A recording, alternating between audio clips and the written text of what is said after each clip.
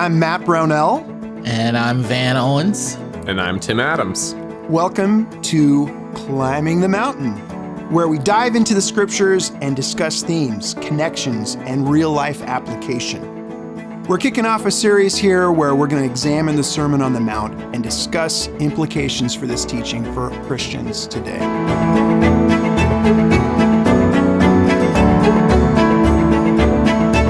All right, welcome back to the podcast, everyone. We have been discussing Do Not Judge. We've had a lot of good things. We finished with how to work through this in community. And one of the things that we were talking about in the dead time in between podcasts was we have a lot of questions. And like any good Jewish discussion, there's always more questions than answers. And I want to intro this because with this discussion, it can be very easy to ask a lot of questions and try to come up with an answer to every question in a neat, clean answer. But like a good Jewish discussion always has questions for you to wrestle with and marinate and keep in the back of your mind and think about and kind of let it sit for a little bit until you can find an answer in the text and how you can figure out how to use the Bible and what it's saying and kind of how to apply things. And so I hope you don't feel after this that, wow, they didn't answer anything. Hopefully we gave you some good things to chew on, but hopefully we also gave you some questions that you don't know so you can go back and wrestle with them. So we're going to read the passage and we're going to get into some questions. Matthew 7. Don't judge, or you too will be judged. For in the same way you judge others, you will be judged. And with the measure you use, it will be measured to you. Why do you look at the speck of sawdust in your brother's eye and pay no attention to the plank in your own eye? How can you say to your brother, let me take the speck out of your eye, when all the time there's a plank in your own eye? You hypocrite, first take the plank out of your own eye, and then you'll see clearly to remove the speck from your brother's eye.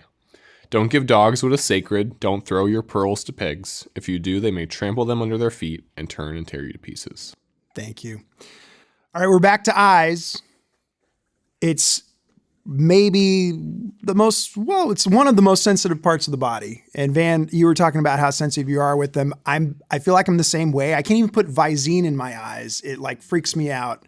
And I have to do a trick where I turn sideways and it's on the corner and then it rolls in and I'm like trying to pry my eye open at the same time because it's like, oh, it must close, get it out. And the idea of anyone touching my eyes is like, no, thank you. I don't, and especially if someone had like dirty fingers, can you imagine? That's how you get pink eye, right? I mean, anyway. I think everyone in Jesus' day probably had dirty fingers. Yeah, that's a horrible... Just side note. Horrifying thought. Galatians 6:1 says, if anyone is caught in any transgression, you who are spiritual should restore him in a spirit of gentleness. I think this verse speaks a lot to what we've been talking about, the how. And so, it's not that we never make judgments, but we don't want to be planking. Can we speak a little bit how important this aspect is of gentleness, this spirit? I always think gentleness denotes you have to understand to be gentle. You have to be intentional. I have a 3-year-old boy. And for those of you either in the room or listening who've never interacted with a 3-year-old boy, they're basically tornadoes that can say a few words. And so we've had to talk to my son about learning to be gentle and learning to touch gently and learning to hug gently. And maybe daddy doesn't always want you to do WWE moves onto him while he's sitting on the couch. And nobody in the house except for daddy is okay with that ever. But it takes a lot of intent to be gentle, and it takes my default is harsh, is quick, is to try to say things fast to get a quick result. And this is the opposite of that. Restoring someone gently requires you to have patience, to seek understanding, which is the thing we talked about last pod. And so when Paul writes to restore him gently, restoring gently is what, in a lot of ways, Jesus is talking about, to once you remove the plank from your own eye, once you have understood your own sin, once you've understood your own shortcomings, once you've seeked understanding, is it seeked or is it, never mind. English is hard. Once you've seeked understanding, then you can remove the very small thing in a way that's gentle and that builds up your brother. That's great. I also thought of my kids with this. One of my sons is really sensitive to correction. He's a perfectionist and gets his sense of worth from what and how people talk to him, especially me and his mom. If I'm honest, I'm pretty sure he gets it from me. This insight is definitely in the takes one to know one realm. I can't ignore his sin, but at the same time, I have to be very careful about having a spirit of gentleness with him, of love. Otherwise, it is very easy to crush him and send him into despair where no chance of growth is going to occur. Yeah, I think that the thing that I have had to tell myself is that whenever I'm in any situation with anyone, that gentleness is always a requirement, because we're all fragile souls. And sometimes the people who seem least fragile are the most fragile. And that gentleness is, like you said, Jim, gentleness has to be intentional. You have to intend to be gentle, but it comes from a place of love. And this is when the kind of judgment that Jesus is talking about throughout this whole passage is different from the sort of natural connotation we have of that word. Is that the gentleness is always required, because some people, like you were talking about your son, Matt, he needs it. Because if you don't provide that for him, you could easily crush him or make him feel like whatever you're asking him to do is way beyond him. But even the hardest person needs the gentleness to kind of disarm them sometimes, because people are hard or overbearing or stubborn not for no reason. Something happened to make them that way. And all I have to do is just imagine, what if God was everything else that he is except not gentle? Ooh. Imagine what my day would be like if God was not gentle. If every time I sinned, I got a lightning bolt or just a slap in the back of the head, or something went wrong in my life, or I got ill again, then I would always be ill. I would always be getting slapped in the back of the head. I would always be getting, he leads us gently. Yeah.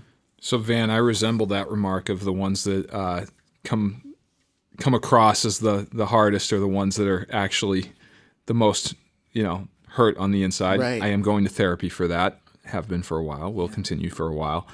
But I think the times in my life where people have, been gently restoring me and seeking understanding of me, and where I have this thing where and my wife says it and she can notice it, where she's like, you clench your fists like you're ready to fight.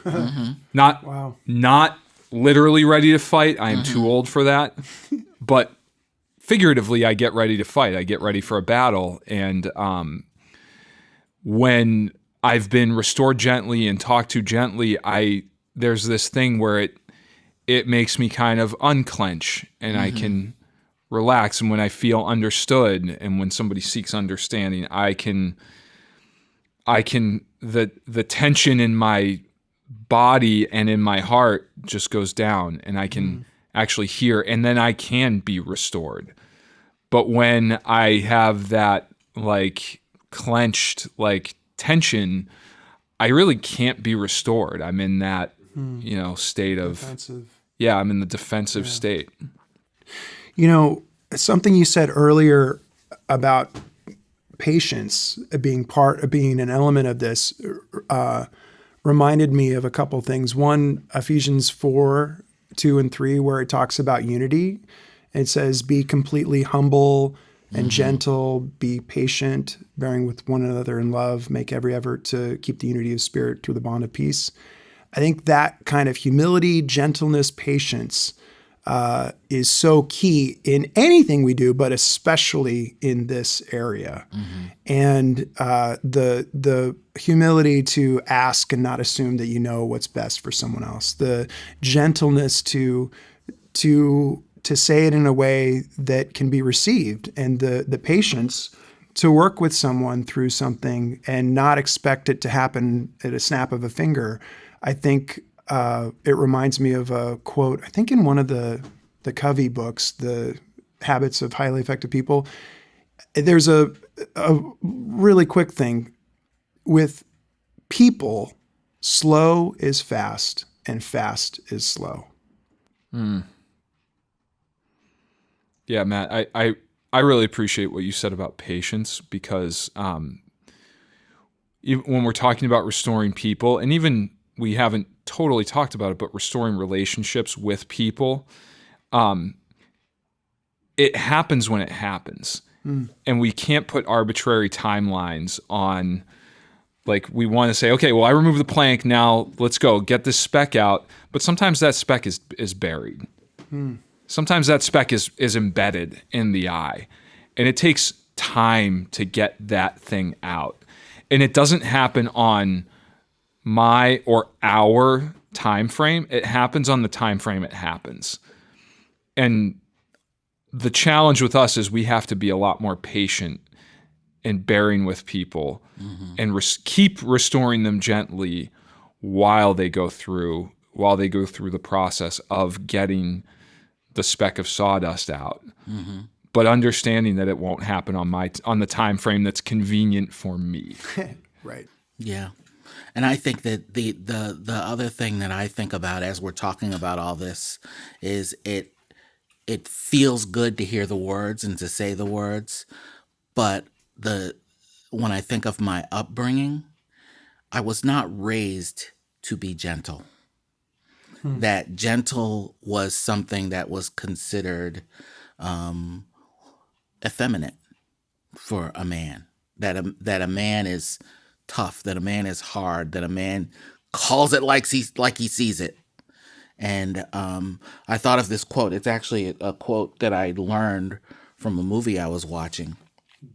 But it's from D.H. Lawrence, and he said, "The essential American soul is hard, isolate, stoic, and a killer. It is never yet melted." Wow. And I thought that is something that I feel sometimes. There's a drive that can combat the drive to be gentle, and that's the drive to be heard, the drive to be manly, the drive to be pull myself up by my bootstraps, tough American man. And I agree with the quote of D.H. Lawrence that is what the American soul has been sort of historically, but it's not what a Christian soul is at all. It's not who Jesus was. I'm glad you said that. And Jesus was gentle and humble in spirit. And again, it's so easy to sloganize those words because that's what you feel like you need. But when you're in your day-to-day, it's a constant struggle, and which again is why we need to do this in community. Yeah. Because we need to help each other with that when it surfaces.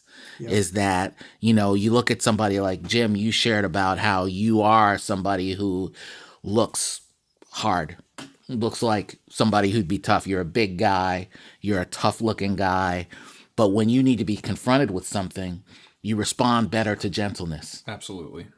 But when I'm going to respond to somebody like you, thinks, no, I need to be tough with this guy because he's a tough guy.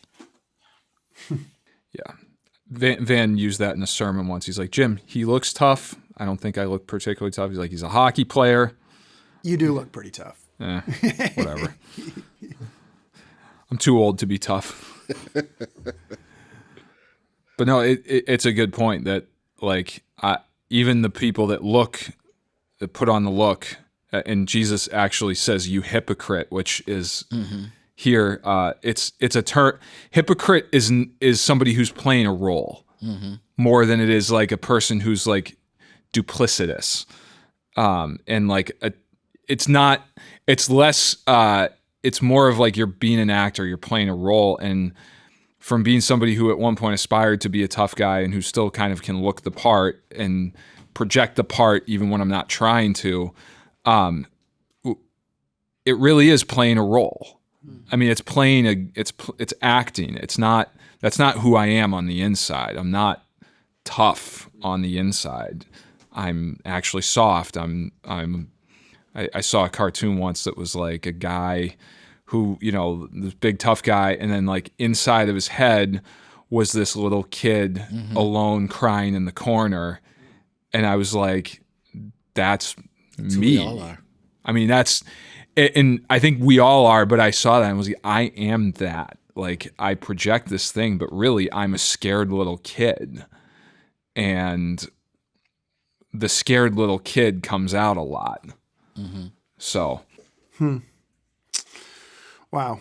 Well, let's continue in Galatians 6, because in the next verse, Paul says, "Keep watch on yourselves, lest you too be tempted. Bear one another's burdens and so fulfill the law of Christ." How do we fulfill the law of Christ? Through restoring each other gently and bearing each other's burdens.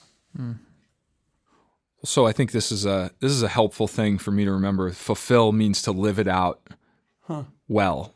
So when Jesus says, "I've not come to abolish Torah, but to fulfill Torah," he's saying, I came to live it out as it was supposed to be lived. And I think when I read that, like with those eyes, restoring each other gently in the ways we all just talked about, gentleness, like you can come to people with a gentle word or a harsh spirit. And if you come with a gentle spirit, they're going to respond. And then they need to be walked with. They need someone to be patient with them while they, the little kid in gym, the scared little boy gets loved and nurtured and cared for. I need people to be patient with me and to not rush the time frame of restoration, to be able to go through the process of being restored. And I this all sounds really nice, and it all sounds good. And as I'm talking, I'm like, yeah, this sounds amazing. And yet there are so many reasons we don't do it. And we don't restore people gently because it's quicker to just use a harsh word or a harsh tone. Get in line. Yeah, come on.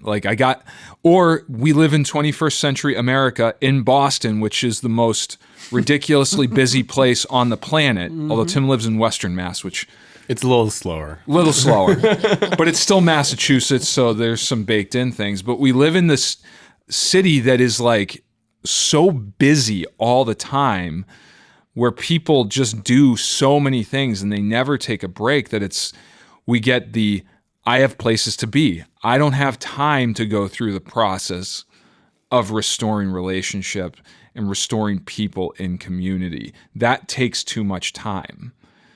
And so when we are actually doing that, when we actually use our time that costs something, I think there is a cost to doing this. And we'd be lying if we didn't say there was. When we take our time and energy and our resources to do that, we are fulfilling, we're living out what God created us to do and what God wants us to do. We're living out what the scriptures say, what Torah says, when we're living like this. Yeah. I think it is about, we talked about it before, about the fulfillment of the law being love. We talked about it in Romans again, Paul. But in this particular place, I was thinking about how Paul defined love in 1 Corinthians 13.